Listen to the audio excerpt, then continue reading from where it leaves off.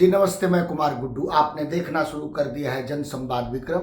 सच जानना आपका अधिकार है। इसी कड़ी में आज मैं 20 मार्च के पेपर का जब अध्ययन करने बैठा तो मैंने दो बातें नोटिस की। एक बात ये नोटिस की कि जो बड़े बड़े मोटे मोटे अक्षरों में जो मेन पृष्ठ पे जो खबर होता है वो खबर एक तरह से विज्ञापन के तौर पे होता है, मगर जब अखबार के पन्नों के 9वें 10वें पर हमें पन्ने को जब आप देखते हैं तो उसमें छोटे छोटे कॉलम में असली समाचार छुपे होते हैं। उसी क्रम में मैं आपको दो तीन खबरों से रूबरू कराता हूं। और सरकार के इकबाल और सरकार का में व्याप्त भ्रष्टाचार और सरकार में अपराध के नियंत्रण के प्रति अंकुश नहीं होना और महिलाओं को जिस रूप में छोटे छोटे कर देके उसको कर्ज के जाल में फंसा के और मरने को मजबूर किया जा रहा है इस सरकार के द्वारा, उसके तीन खबरों का मैं विश्लेषण करता हूं। सबसे पहले खबर है कि खनन विभाग ने डीएम एसपी को सौंपी गायब ट्रकों की लिस्ट, कहा 150 करोड़ का घाटा होगा। एक घटना है, गोपालगंज के थाने से गायब हो गए बालू लदे 60 ट्रक, अब जांच होगी। ये कैसा भ्रष्टाचार है और कैसी सरकार है, सो समझ लीजिए कि खनन विभाग ने डीटीओ ने पकड़ के गाड़ी को थाने में लगा दी और थानेदार की हनक देखिए और उसका बालू माफियाओं और उसके गठजोड़ को देखिए कि सारे कानून को ताक पे रखते हुए 60 ट्रक गायब हो गए। अब ये सरकार सुशासन की है कि कुशासन की है, आप समझ लीजिए। दूसरा है एक यूट्यूबर से जुड़ा हुआ मुद्दा कि औरंगाबाद में एक यूट्यूबर की बाइक रुकवाकर बातचीत की, फिर सीने में गोली मारी। परिजनों का कहना है कि भ्रष्टाचार के खिलाफ आवाज उठाने पर मिलती थी धमकी।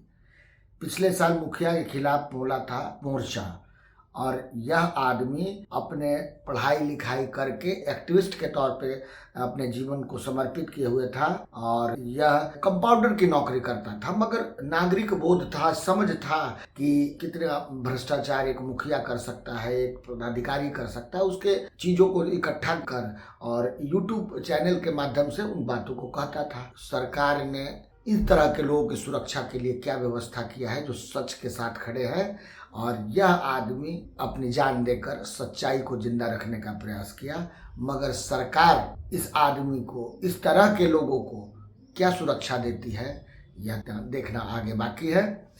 और तीसरा है, महिलाओं को सबसे ज़्यादा जदयू और नीतीश बाबू ने ठगने का काम किया है। वो सबसे ज़्यादा आशा आंगनबाड़ी जीविका समूह लोगों को एक तरह से कर्ज के जाल में छोटी छोटी कंपनियों के आगे परोस दिया और महिलाओं भी समझ नहीं पाई क्योंकि उनके हाथ में 2 रुपये नहीं थे। अगर किसी ने 10 रुपये थमाया तो उसे बहुत अच्छा लगा। मगर उसी तरह के घटनाक्रम में घटना है कि समस्तीपुर के कल्याणपुर थाने की यह घटना है कि लोन नहीं चुकाने के दबाव में महिला ने किया आत्महत्या। कल्याणपुर थाना क्षेत्र के भगीरथपुर में मंगलवार की रात समूह लोन 3 लाख रुपए चुकाने के दबाव में एक महिला ने आत्महत्या कर दी और इस महिला को 3 प्राइवेट फाइनेंस कंपनियों से इन्होंने पैसा ले रखा था। पति शराबी था। ये शराबबंदी वाले बिहार में, इस पेपर में ही लिखा हुआ, मेरा नहीं लिखा हुआ है, कि कर्ज चुकाने में असमर्थता बरती जा रही थी और पति जो भी कमाता था वो नशे में उड़ा देता था। यह है सुशासन की सरकार और शराबबंदी की सरकार।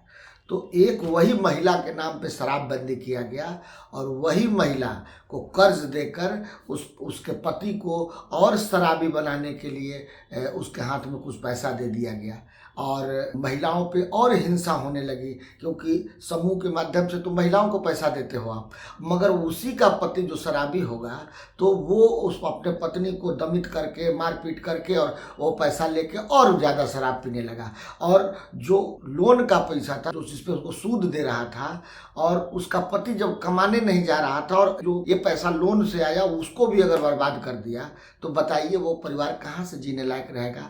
और वो महिला क्यों ना अपनी जान गंवा दे, क्योंकि उस पैसे को से तू कुछ बिजनेस रोजगार कर नहीं पाए, वो अपने पति और परिवार के दैनिक चीज़ों में खर्चा कर दी और अब कंपनी वाले उसे प्रतिदिन प्रताड़ना दे रहे होंगे, प्रतिदिन जाके गाली गलौज कर रहे होंगे, बेइज्जती कर रहे होंगे।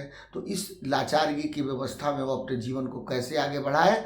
और यह सोचने वाली बात है कि जो समूह है वो एक तरह से महिलाओं को ठगने के लिए 10 लाख महिलाओं को नीतीश कुमार ने अपने वर्कर के तौर पे उनको बना लिया है और उस जाल से उनको निकलने नहीं दे रहा है। और उसके वजह से हर एक दिन 2-4 ऐसी घटनाएं होती है जो आत्महत्या महिलाएं कर रही हैं। और आपको और हमको समझने की बात है कि जो सरकारों ने paper, TV, radio, social media के माध्यम से अपनी बातों को प्रचारित किया है, उससे और ज़मीन पे जो सच्चाई है उसमें कितना अंतर है। आप और हम प्रतिदिन इन चीज़ों को अपने गांव, घर, मोहल्ले और आस पड़ोस में देख रहे होंगे।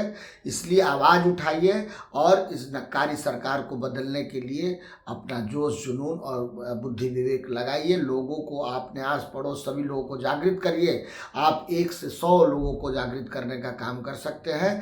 जब तक आप अपने अंदर जो गुस्सा है सरकार के प्रति, जो आपको ठगने का काम किया है, अगर उसको आवाज़ नहीं देंगे, उसको रोड पे निकल के, सड़क पे निकल पे समूह बना के अब किसी भी नेता, विधायक और चीज़ों से डरते रहेंगे तो आप सदैव डरते रहेंगे। कोई 3 लाख, 4 लाख, 5 लाख लोगों को कोई क्या कर लेगा जब आप समूह में रहेंगे। आप आवाज़ लगाइए। ये जो डर का माहौल बनाए हुए हैं, ये खुद डरे हुए हैं, आपको क्या डराएंगे। जब आप समूह में निकलेंगे ना तो ये इनकी बोलती बंद हो जाएगी, चाहे वो विधायक हो, चाहे सांसद हो, चाहे मंत्री हो, चाहे मुख्यमंत्री हो। इसलिए जनता का अधिकार है, लोकतंत्र में बाबा साहब अम्बेडकर ने अधिकार दिया है कि अगर किसी सरकारों ने, किसी विधायक ने आपके 5 साल के समय को बर्बाद किया है, आपके क्षेत्र के विकास और सारे मापदंडों को ऊंचा नहीं किया है, अगर वो सिर्फ रोड को ही विकास का नाम बताता है, तो आप खुल के बोलिए कि शिक्षा में क्या किए, स्वास्थ्य में क्या किए, रोजगार में क्या किए, इंडस्ट्री लगाने में क्या किया। और ये आपका हक है, चुप मत रहिए। आप जानते हैं, समझते हैं कि आपके साथ दुर्व्यवहार हो रहा है, आपके क्षेत्र का विकास नहीं हो रहा है, मगर तो पर भी आप चुप बैठे हैं। मगर आपका ये चुप्पी आपको वर्षों से नीचे ले गया है, आपके आने वाले भविष्य को बर्बाद करेगा। इसलिए आग्रह है कि अपनी आवाज़ को आवाज़ दें। जय हिंद, जय भारत, जय विक्रम।